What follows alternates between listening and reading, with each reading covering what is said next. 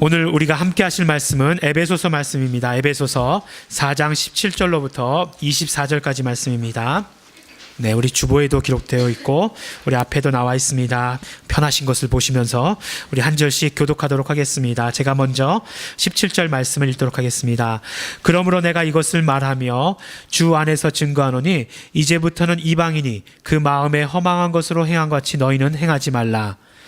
저희는 총명이 어두워지고 저희 가운데 있는 무지함과 저희 마음이 굳어짐으로 말미암아 하나님의 생명에서 떠나 있도다. 저희가 감각 없는 자 되어 자신을 방탕에 방임하여 모든 더러운 것을 욕심으로 행하되 오직 너희는 그리스도를 이같이 배우지 아니하였느니라.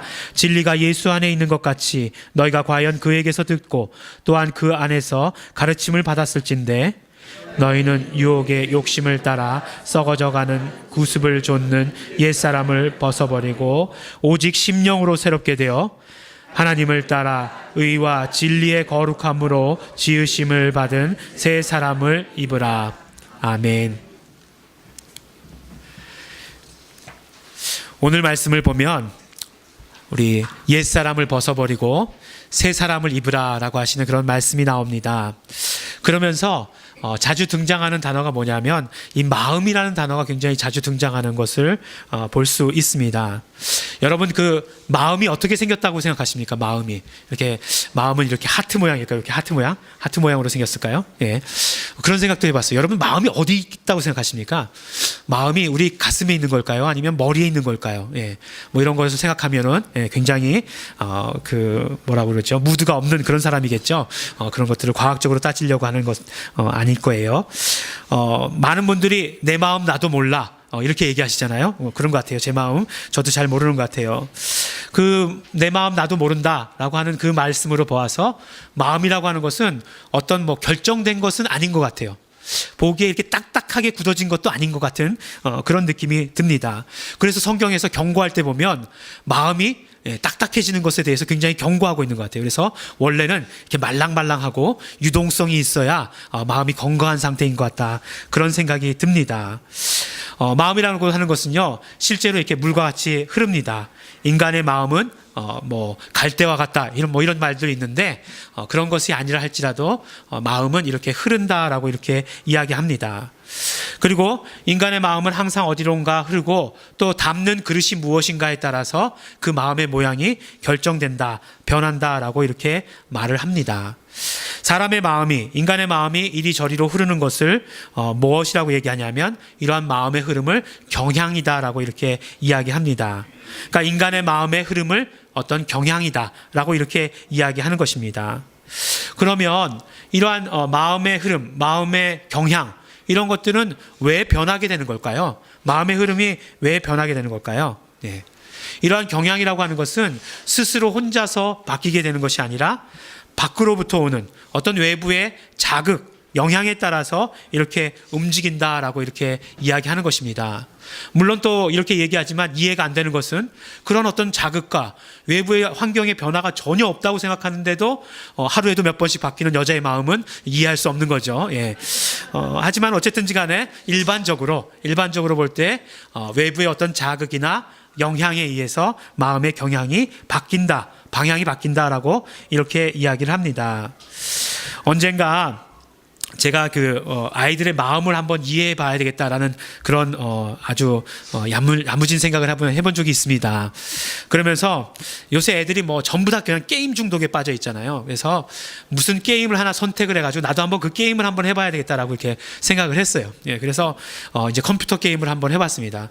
여러 가지 이렇게 보다가 이렇게 폭력적인 건 저도 싫어요. 근데 이제 제가 잘하는 게 이제 자동차를 타고 하는 게임 그런 건 잘하기 때문에 그 당시 굉장히 유행했던 카트라이더라는 게임을 이렇게 컴퓨터에 다운받아가지고 이렇게 한번 해본 적이 있습니다. 근데 이거를 하려고 하면 이게 자동차 경주인데요.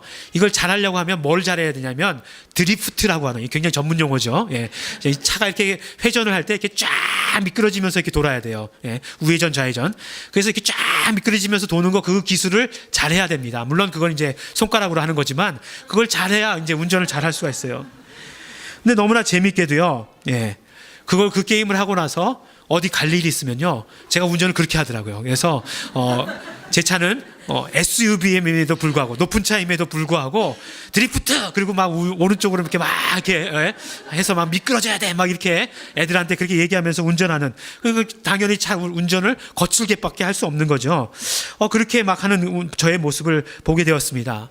야, 내가 정말 목사이면서 성인인 나도 이렇게 이런 자극에 대해서 이런 영향을 받는데, 와, 애들이 정말 폭력적인 거 그런 것에 대해서 굉장히 많은 영향을 받겠구나, 그렇게 생각을 하게 되었어요. 그래서요, 다시 이렇게 뒤집어서 생각을 해보면, 우리에게 어떤 좋은 자극이나 좋은 영향들은 우리의 마음의 흐름을 또 좋은 곳으로 바꿔버릴 수 있다는 것입니다. 뭐 좋은 말씀들, 좋은 책들, 감동적인 그런 이야기를 들으면 우리 마음도 따라서 선한 생각을 하게 되고 부드러워지게 되는 것 같고, 이게 뭔가 이게 말캉말캉해지는 것 같은 그런 느낌이 들게 된다는 것입니다. 마음에 드는 설교를 듣게 되면은, 우리 예일중학교의 성도들은 매주 듣게 되잖아요. 마음에 와닿는 성도를 설교를 듣게 되면 이제 막 변화되잖아요. 물론 그 당시에 변화되는 건 잘 안 느껴져요. 그렇지만 성령님의 그런 어떤 도우심을 입어서 한 주간의 그 삶 가운데서 마음이 부드러워지고, 지금까지 생각했던 거 이런 거 모든 것들이 이게 다 풀리게 되고 하는 것들, 그런 것들 경험하시죠? 아멘. 아멘 크게 하셔야 됩니다. 제가 고개를 숙였죠. 아멘 안 하시는 분들 안 보려고. 이렇게요, 경향이라고 하는 것은 외부에서 정말 어떤 자극이 오느냐에 따라서 이렇게 바뀌게 되는 것, 이런 것들을 마음의 경향이라고 얘기합니다. 그렇다면 이 마음의 경향이 너무너무 많을 것 같아요. 그렇지 않겠습니까? 외부에서 들어오는 자극이 많잖아요. 외부에서 들어오는 영향이 너무나 많잖아요. 그냥 뭐 우리의 마음만 이야기해도 어떤 때는 우울한 마음이었다가, 어떤 때는 기쁜 마음이었다가, 어떤 때는 슬픈 마음이었다가, 어떤 때는 외로운 마음이었다가, 뭐 내 마음 나도 몰라, 결국엔 그렇게 되는 거잖아요. 여러 가지 이런 종류의 마음이 있는 것처럼 여러 가지 이렇게 자극이 있습니다. 하지만 성경은요, 우리의 마음은 딱 두 가지다라고 이렇게 이야기를 합니다. 갈라디아서 5장 17절을 보면, 육체의 소욕은 성령을 거스르고 성령의 소욕은 육체를 거스르나니 이 둘이 서로 대적함으로 너희의 원하는 것을 하지 못하게 하려 함이다 라고 이렇게 말씀하고 있습니다. 그러니까 이 말씀을 근거로 보면 인간은 두 가지 경향을 가지고 있다는 것이에요. 하나는 뭐죠? 육체의 소욕을 가지고 있는 것이고, 두 번째는 성령의 소욕을 가지고 있다라고 이렇게 말씀하는 것입니다. 성경은 그렇기 때문에 인간은 누구나 다 두 가지, 뭐 여러 가지인 것 같지만 딱 두 가지로 분류할 수 있는 그런 경향만 가지고 있다라고 이렇게 말씀을 하시는 것입니다. 그러니까 성경은 왜 이렇게 이야기하는가? 바로 우리의 내면을 그런 어떤 경향의 측면에서, 방향의 측면에서 바라보고 있기 때문에 그렇다는 것입니다. 우리의 여러 가지 마음이 있는 것 같지만 우리의 마음이 향하는 건 딱 두 가지 뿐이라는 것이에요. 세상을 향했느냐 아니면 하나님을 향했느냐, 이 두 가지로 나눌 수 있다라고 우리에게 말씀해 주시는 것입니다. 다시 말씀드리지만 우리가 정말 하나님을 향했는가 세상을 향했는가 하는 이런 것은 방향이라고 말씀을 드렸습니다. 그래서 하나님을 향한 마음은 성령님의 소욕에 의해서 움직이는 것이고, 세상을 향한 마음은 육체의 소욕을 따라서 움직이는 것이다 라고 이렇게 말씀하는 것입니다. 자꾸 처음에 이제 방향 이야기하니까 방향이 왜 중요하냐 이렇게 얘기하는데, 사실 우리가 일상생활에서도 방향이 중요해요. 그렇지 않습니까? 여러분들 예를 들면 그래요. 그러니까 요새는 이제 KTX 있잖아요. 서울서부터 부산까지 가는 KTX가 있어요. 그거 이제 몇 정거장 쓰지도 않고 부산까지 금방 가잖아요. 근데 이제 KTX가 서울에서 출발해서 부산 가는 KTX가 있다라고 여기서 여러분 생각해 보시기 바랍니다. 근데 이 KTX가 막 달려가지고 수원쯤 왔어요. 수원쯤 왔어도 이 KTX를 뭐라고 얘기하냐면 부산행 KTX라고 그러지, 서울에 아무리 가깝다 할지라도 서울행 KTX라고 이야기하지는 않습니다. 마찬가지로 또 거꾸로 얘기해서 부산에서 서울발 KTX가 있다고 생각해 보세요. 부산에서 출발해서 대구쯤 왔어요. 대구쯤 왔으면 이것이 어디를 향하고 있느냐가 중요하지 부산에서 더 가까우냐 더 머냐가 중요하지 않다는 것이에요. 그렇기 때문에 우리가 생각해야 될 것은 방향이 중요하다라고 하는 것을 생각해야 한다는 것입니다. 어떤 면으로 보면요, 우리의 신앙생활에 있어서도 마찬가지입니다. 우리가 직분이 어떻다는 것, 이거 가지고 얘기할 수 없다는 것이에요. 제가 아무리 목사고 또 뭐 장로의 직분을 가지고 권사의 직분을 가지고 안수집사의 직분을 가졌다 할지라도 지금 현재 그 마음의 흐름이 어디로 가 있는가 하는 것이에요. 마음의 흐름이 세상적으로 가 있으면 세상 사람인 것이고, 마음의 그 흐름이 하나님을 향하고 있으면 하나님께 속한 사람이다 라고 이렇게 말씀하시고 계시는 것입니다. 단적인 예를 드렸지만 이렇게 우리의 마음의 방향은 딱 두 가지다, 흐름은 딱 두 가지다라고 말씀을 해주시는 것이에요. 하나님 쪽으로 가거나 아니면 세상 쪽으로 가거나. 그렇다면 가장 좋은 건 우리 마음이 항상 하나님 쪽으로 향해 있는 게 가장 좋겠죠. 그런데 우리 인간이 그럴 수 있습니까? 아무리 정말 하나님 쪽으로 향하는 사람도 언제나 그 마음이 하나님 쪽으로만 향했다 이렇게 얘기할 수는 없을 것 같아요. 정말 하루 종일 하나님 생각을 하다가 또 뭐 세상 생각을 하는 경우가 있겠죠. 그런데 우리가 정말 얼핏 보기에는 확실한 방향이 보이지 않지만, 그러나 딱 잘라보면 그 하나님의 방향인 사람이 있다는 것이에요. 그리고 딱 잘라보면 세상의 방향인 사람이 있다라고 말씀하시는 것입니다. 우리 교회에 앉아있지만 뭐 앞사람 옷에만 이렇게 신경 쓰는 그런 분들도 있죠. 오늘은 또 뭐 목사가 또 이상한 걸 입고 왔네 뭐 이렇게 그런 생각을 하시는 분들도 있죠. 이거 오늘 읽으면서 제가 어릴 때 할머니한테 굉장히 많은 영향을 받았어요.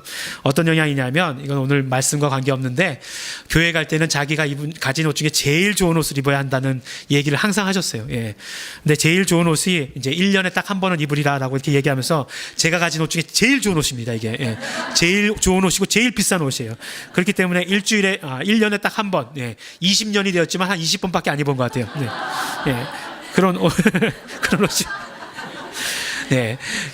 결국은 그렇게 신경 쓰지 말라고 얘기하면서 더 신경 쓰게 만드는.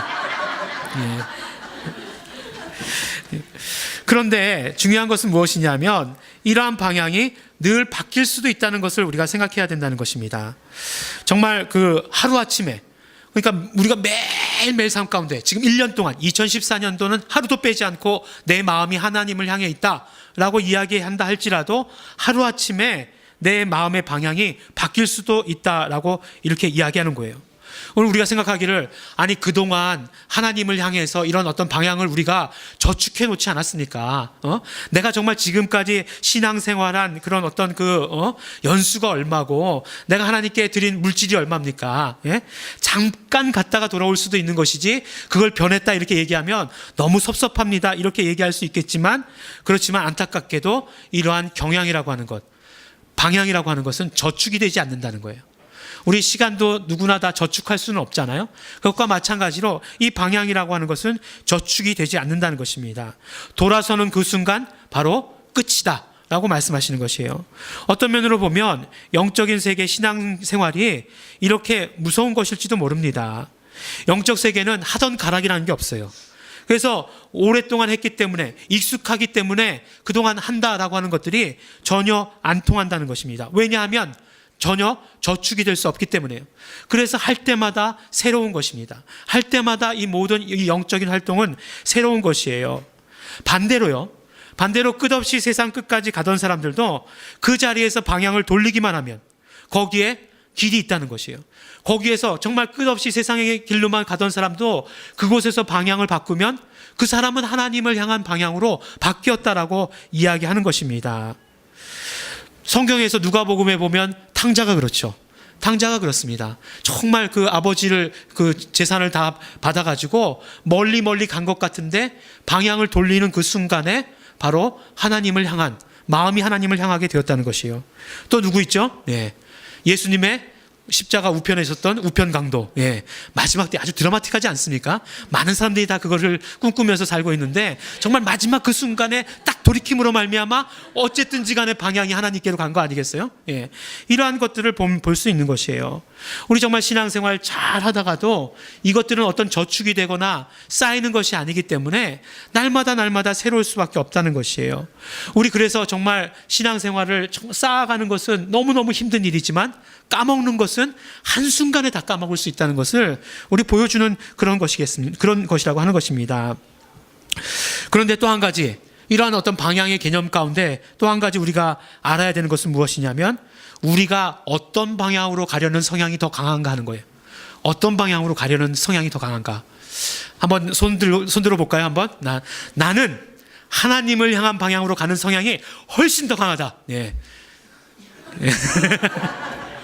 예, 두 번째는 질문하지 않도록 하겠습니다. 예, 만장일치. 예, 저도 그렇습니다. 예, 우리는 세상을 향한 방향으로, 세상의 방향으로 가려는 그런 경향이 훨씬 더 강할 수밖에 없어요. 왜냐하면 우리는 육신의 몸을 입고 이 땅에 태어났기 때문에 그렇습니다. 육신의 것들은 눈에 잘 보이고 또 손에 잡히고 그렇기 때문에 그리로 더 가기 쉽습니다. 반대로 하나님의 것은 눈에 보이지 않죠. 그렇기 때문에 정말 눈에 보이지 않는 것을 잡으려 하다가 못 잡는 그런 경우가 너무나 많다는 것입니다. 그래서 우리가 정말 세상을 향해서 가던 방향에서 하나님을 향한 방향으로 돌아서는 것을 뭐라고 얘기하냐면 회개다라고 이렇게 이야기를 합니다.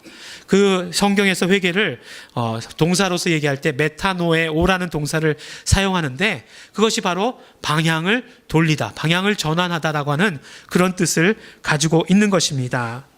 우리가 정말 회개라고 하는 것은 우리의 어떤 행동, 어떤 노력이 아니라 하나님께로, 지금까지는 정말 하나님께로가 아닌 세상으로 마음이 향하고 있었는데 그것을 돌려서 하나님께로 향하는 것, 그것을 바로 회개라고 하는 것이고, 우리의 신앙생활 가운데 그러므로 말미암아 제일 먼저 회개가 있어야 되는 이유가 거기 있다라고 말씀하는 것입니다. 오늘 말씀은 바로 이러한 어떤 마음의 방향에 대해서 우리에게 말씀해 주시고 계십니다. 이방인이 어떤 사람인지에 대해서 우리에게 말씀해 주십니다. 이방인에 대해서 말씀하실 때 외모에 대해서 말씀하시지 않았어요.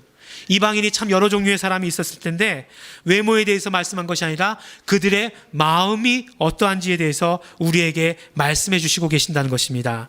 총명이 어두워지고 무지하고 심지어는 마음이 굳어져서 세상을 향하고 있다라고 이렇게 말씀하고 있는 것입니다.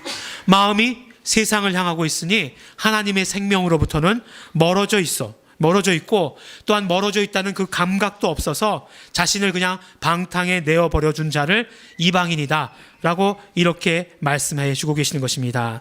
그렇기 때문에 오늘 우리에게 주시는 말씀은 무엇이냐면 세상으로 마음의 방향을 두지 말라는 것입니다. 우리의 마음이 세상을 향해 있지 말라고 말씀해 주시는 것이고, 세상을 향한 마음이 있었다라고 한다면 그 마음을 돌려서 이제는 하나님께로 우리의 마음이 향해야 하는 것이다 라고 우리에게 말씀해 주시는 것입니다. 그러므로 우리가 하나님께로 마음의 방향을 돌리기 위해서는 우리의 삶의 중심이 예수 그리스도가 되어야 하는 것입니다. 오늘 말씀 20절에 보면 오직 너희는 그리스도를 이같이 배우지 아니하였느니라 라고 말씀하십니다. 21절 말씀을 보니까 진리가 예수 안에 있는 것 같이 너희가 과연 그에게서 듣고 또한 그에게서 가르침을 받았을진데 라고 이렇게 말씀해 주고 계십니다. 이렇게 얘기하고 싶어요. 적어도 예일중앙교회 우리 성도 여러분, 우리는 적어도 예수님에 대해서 그렇게 배우지 않았습니다. 우리는 예수님을 이용해서 세상에서 잘 돼 보려고 한다거나 물질을 쌓아 보려고 한다거나 명예를 얻으려고 하는 것과는 거리가 먼 예수님을 우리는 그렇게 배우지 않았다라고 하는 것입니다. 오직 예수님과의 인격적인 관계 가운데서 예수님의 뜻을 따르기를 원했습니다. 우리는 예수님을 이렇게 배웠습니다. 우리는 예수님에 대한 신앙 고백도 너무나 정확합니다. 예수님, 당신은 그리스도시요 살아계신 하나님의 아들이십니다. 예수님, 당신은 그리스도시고 예수님, 당신은 하나님이십니다 라고 하는 우리의 고백도 정확합니다. 예수께서 오실 때 은혜와 진리를 가지고 오셨습니다. 예수님께서 오실 때 은혜와 진리가 충만했던 것도 우리가 알고 있습니다. 우리는 언제나 성령 충만을 그래서 소원합니다. 예수님께서 말씀하시기를 성령님께서 오시면 성령님께서 예수님께서 가르쳤었던 그 모든 것들을 생각나게 하시고 우리에게 가르치실 것이다 라고 말씀하셨기 때문에 우리는 언제나 성령 충만을 또한 소원하고 있습니다. 그렇기 때문에 우리가 배우고 알고 있는 그대로 우리의 모든 삶의 중심이 예수 그리스도가 되어야 하는 것입니다.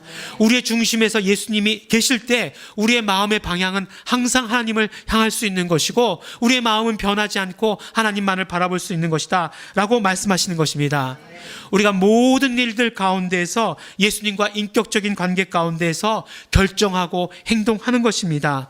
그것을 신앙적 언어로 뭐라고 얘기하죠? 우리 신앙 용어로 그냥 기도라고 얘기하는 것이에요. 그걸 또 뭐라고 얘기합니까? 그걸 예배라고 얘기하는 거예요. 모든 것을 예수님과의 인격적인 관계 가운데에서 결정하고 여쭤보고 듣고 하는 이런 모든 것들을 기도라고 하고 예배라고 하는 것입니다. 그러므로 우리는 항상 기도할 수 있는 것이고 언제나 어디서나 예배하는 삶이 되는 것입니다.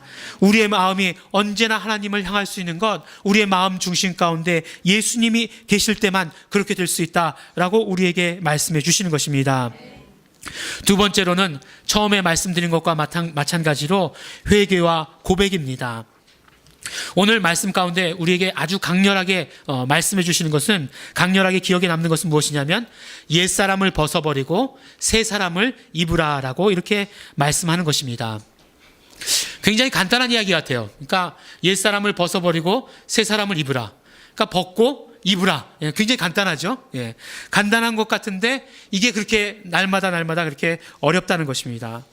먼저는 새 사람이 누군지 모르겠고, 옛사람을 벗어버리는 것은 내가 지금까지 하던 것을 벗어버리라, 그런 뜻으로 이해할 수 있다는 것입니다.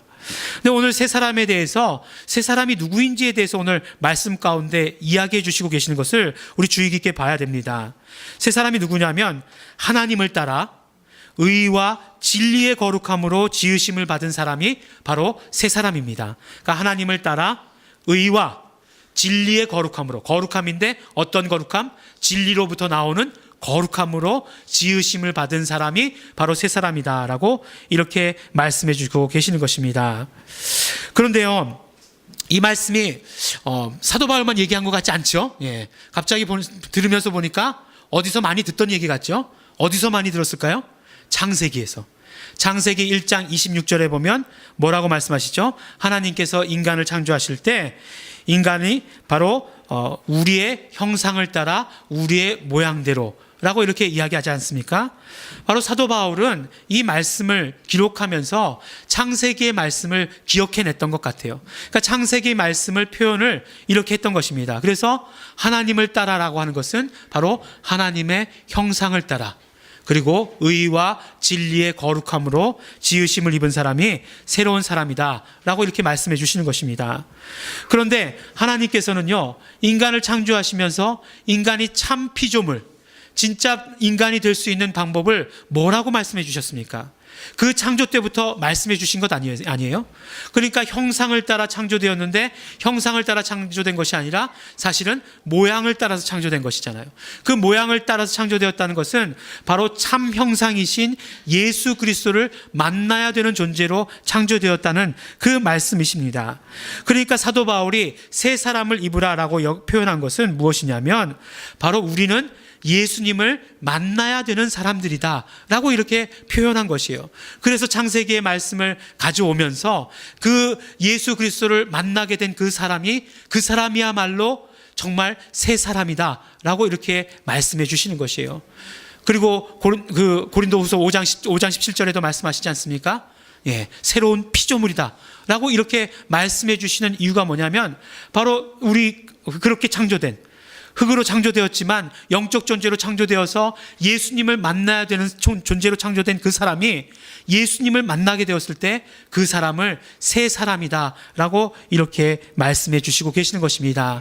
그러니까 우리가 새 사람을 입으라 라고 말씀하시는 것은 구체적으로 무슨 말씀이냐면 바로 예수님을 만나는 사람이 되어야 된다 라고 하시는 말씀이라는 것입니다. 우리가 새 사람을 입으라 그러면은 그냥 우리 도덕적인 것부터 생각하기 쉬워요. 그냥 지난번에 잘못했던 것들을 돌이켜서 바꾸는 그런 것들로 생각하기 쉽지만, 그러나 언제나 복음은 우리에게 말씀해 주시기를 새 사람을 입으라 이야기할 때 하나님의 그 뜻으로 창조된, 하나님의 뜻 가운데 창조된 인간은, 하나님의 뜻 예수님을 만나기로 창조된 인간은 예수님을 만나야 된다 라고 이렇게 말씀해 주시는 것입니다. 옛사람은 오늘 말씀 가운데 길게 얘기해 주고 있지 않습니까? 허망한 것을 쫓아서 행했어요. 허망한 것이라고 하는 것은 아무런 우리에게 유익을 가져다 주지 못하는 것을 말합니다. 그것을 쫓아서 막 헤맸습니다. 그러니까 총명이 어두워질 수밖에 없어요. 마음이 굳어집니다. 결국은 어떻게 되었습니까? 하나님의 생명에서 떠났던 사람이에요. 이것을 우리가 쫙 줄여서 뭐라고 얘기합니까? 죄인, 이라고 이야기하는 것이에요. 그러니까 옛사람은 죄인이었어요. 그러니까 죄인에서 돌이켜서 예수님을 만나는 사람이 되어라 라고 바로 사도 바울은 우리에게 말씀해 주시는 것입니다. 그렇기 때문에 죄인에서 돌이켜서 예수님을 만나는 것, 그것을 무엇이라고 얘기합니까? 회개라고 이야기하는 것이에요. 그리고 나는 정말로 예수님이 필요한 존재입니다. 나는 정말 예수님이 필요한 존재입니다 라고 고백하라고 하는 것입니다. 그렇게 고백할 때 우리는 예수님을 만나는 것이다 라고 우리에게 말씀해 주고 계시는 것입니다. 물론 이것은요, 어떻게 생각하면 딱 한 번만 하면 되는 것 같아요. 우리 일생 가운데 딱 한 번만 하면 되는 것 같습니다. 그렇지만 실제적으로 정말 매일매일 새 사람을 입는 것, 이것이 훨씬 더 우리에게 맞는 일인 것 같아요. 매일매일 정말 회개하고 매일매일 새 사람을 입기 위해서 우리가 고백하는 것, 이것이 훨씬 더 우리의 신앙생활 가운데 맞는 일인 것 같다는 것입니다. 그렇기 때문에 사도 바울이 이야기한 것처럼 우리는 매일매일의 삶 가운데서 오늘 2014년도에서 2015년도로 바뀌는 요때뿐만이 아니라 우리 2015년도에 이제 매일매일의 삶 가운데에서 옛사람을 벗어버리고 새 사람을 입는 그런 우리 성도들이 되어야 한다는 것입니다. 그렇게 되면 어떻게 됩니까? 하나님의 생명에서 떠났던 것이 아니라 이제는 하나님의 생명과 가까워지게 되는 것이에요. 내가 하나님의 생명으로 충만하게 된다라고 우리에게 말씀해 주시고 계시는 것입니다. 우리에게 있어서 2015년도에 있어서 우리에게 정말 소원해야 될 것이 무엇이겠습니까? 많은 것들이 있겠지만, 우리 개인적으로 소원하고 바라는 것들 많이 있겠지만, 그러나 그 무엇보다도 우리의 영혼 가운데 생명이 충만한 것을 소원해야 하지 않겠습니까? 그렇다라고 한다면 매일매일 삶 가운데 옛사람을 벗어버리고 새 사람을 입는, 매일매일 회개하고 매일매일 예수님이 필요합니다 고백하는 그런 성도들이 되라고 우리에게 말씀해 주시고 계시는 것입니다. 사랑하는 우리 예일중앙교회 성도 여러분, 그리고 또한 예배에 참석한 다른 교회 모든 성도 여러분, 이 말씀을 할까 말까 굉장히 고민했어요. 왜냐하면 이렇게 예일교회 성도 여러분 하면 다 우리 예일교회 성도가 되는 거잖아요. 그래서 할까 말까 고민했는데 참 제 양심에, 사실 목사는 양심을 버려야 된다고 어떤 성도님들이 얘기하셨는데, 그렇게 얘기했습니다. 새해가 밝았습니다. 여러분들은 잘 모르시겠지만, 시계를 보고 있는 저 시계 기준으로는 이제 새해가 밝았습니다. 우리 해야 할 일도 많고 우리 또 할 일도 많이 있습니다. 그렇지만 우리가 가장 먼저 해야 할 것, 우리 2015년도 우리 삶 가운데 가장 먼저 해야 될 것은 우리 삶 가운데, 우리의 영혼 가운데 생명이 흘러 넘쳐야 하는 것입니다. 예수님께서 언제나 우리의 마음 중심 가운데 계시며 날마다 새 사람을 입기 위해서 회개하고 신앙 고백이 끊이지 않고 우리 정말 예수 이름을 부르는 그 고백이 끊이지 않는, 그러므로 말미암아 우리 언제나 우리 마음이 하나님께로 향해 있는 그런 성도 여러분들이 되시기를 예수 이름으로 축원합니다. 우리 함께 기도하시겠습니다. 이 시간에 기도하실 때 우리 소원을 담아서 우리 결단하시면서 우리 기도하기를 원합니다. 우리 오늘 말씀에 우리 옛사람을 벗어버리고 새사람을 입으라 라고 말씀하고 있습니다.